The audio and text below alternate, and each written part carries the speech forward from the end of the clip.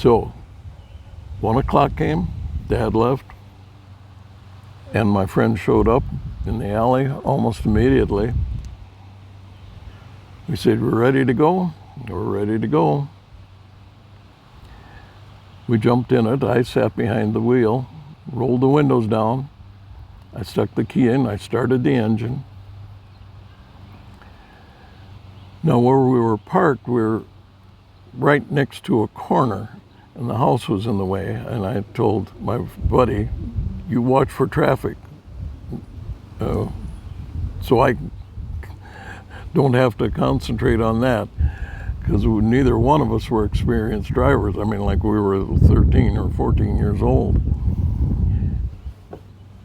Well, I had the engine running, the clutch in, and I let the clutch out, and the car leaped forward and the engine died. I said, "Whoops." I said, "Tricky clutch here." "Yeah, right."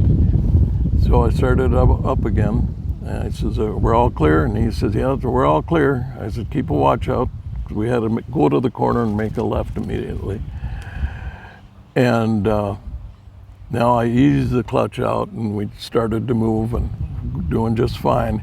I made the turn and then I put her into second gear and we're off and running.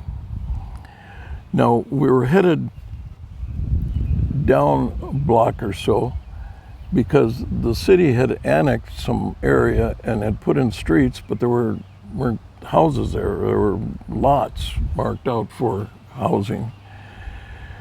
And we figured it would be nice and quiet down there, that nobody had noticed a couple of kids in this 1934 Ford. And we went down there and drove around in that area. I got out, let my friend get behind the wheel, and he drove around a little bit. Then we traded back again so that I could drive back home. And we started to head back. When we got close to my house, we were aimed the right way on the right street. And I slowed down and stopped and let my buddy out so he could go up to where we had made the marks on the street. And he'd guide me in like a guy on an aircraft carrier motioning planes down. And so we got right to the spot. I figured we're home free, we made it. I reached up to shut the car off, and my world kind of went into a buzz, as I recall. I think I was in a mild state of shock. And my buddy came over to the window. I'm still sitting in the car and the car's still running. He says, "What's wrong? Shut it off, shut it off."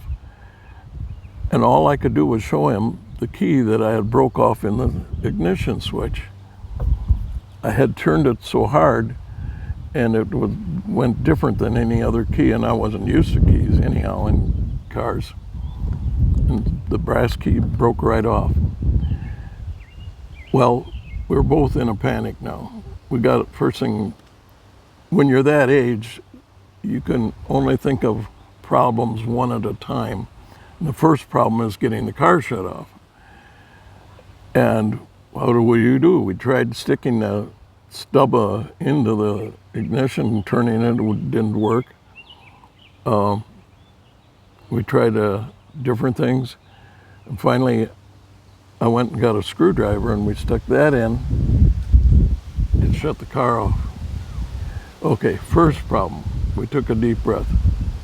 But the broken key is still in that switch. Now how do we get that out? We tried everything. We tried LePage's glue. That was the only glue available in those days. That didn't work. We tried some bubble gum, chewed it up good, tried sticking it in there, pulling the stub of the key out. That didn't work. We couldn't think of any other way to get the key out. Now everything else was fine. We didn't use that much gas. The engine is cooling down, but the key is in there. That's pretty much a dead giveaway. And suddenly my friend, I guess he thought better of it, and he decided he's going home. And he took off. Now, as much as a panic I was in before, with him there to share it, it suddenly escalated. Now it's really serious. Now I'm on my own. What am I going to do? What am I going to tell my dad? I took his prized car out, a car that I knew he loved, and was trying to keep it perfect.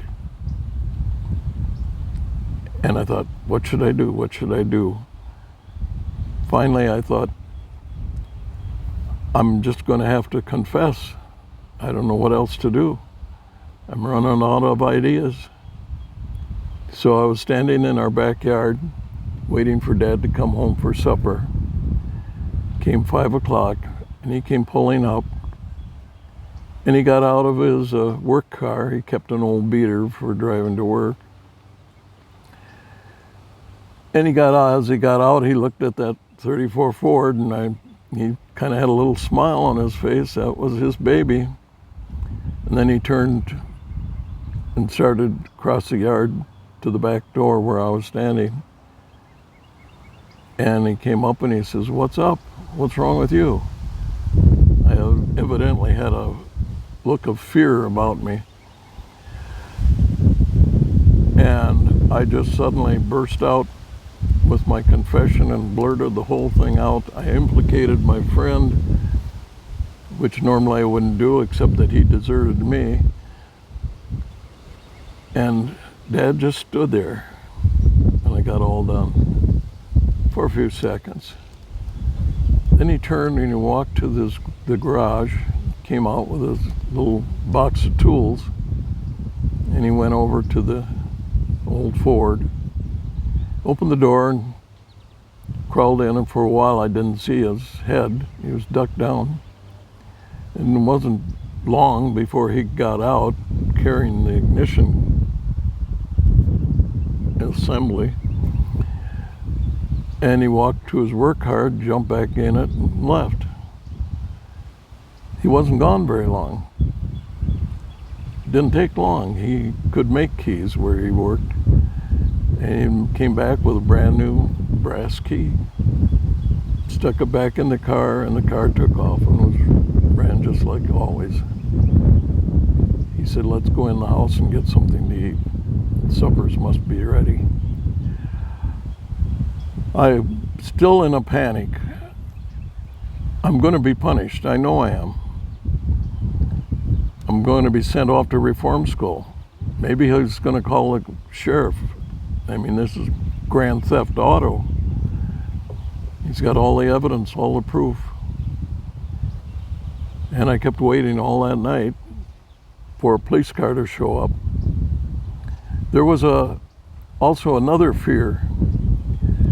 We went to a Lutheran church, and there was a threat that was always put on to us that we would be sent to Dr. Martin Luther High School if you get in too much trouble. And the word about school was that's worse than going to a penitentiary, is to go to a parochial school. But I went to bed that night, nothing. Next morning, no, Dad didn't say nothing. No sheriff, no police, no nothing, no punishment. Maybe he's waiting for something. You know, my dad never did mention that or punish me in any way.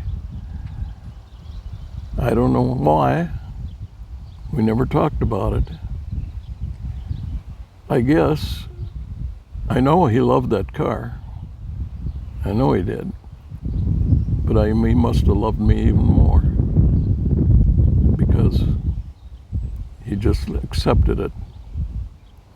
He went to his grave, never talking or mentioning the time I stole his car. Thank you.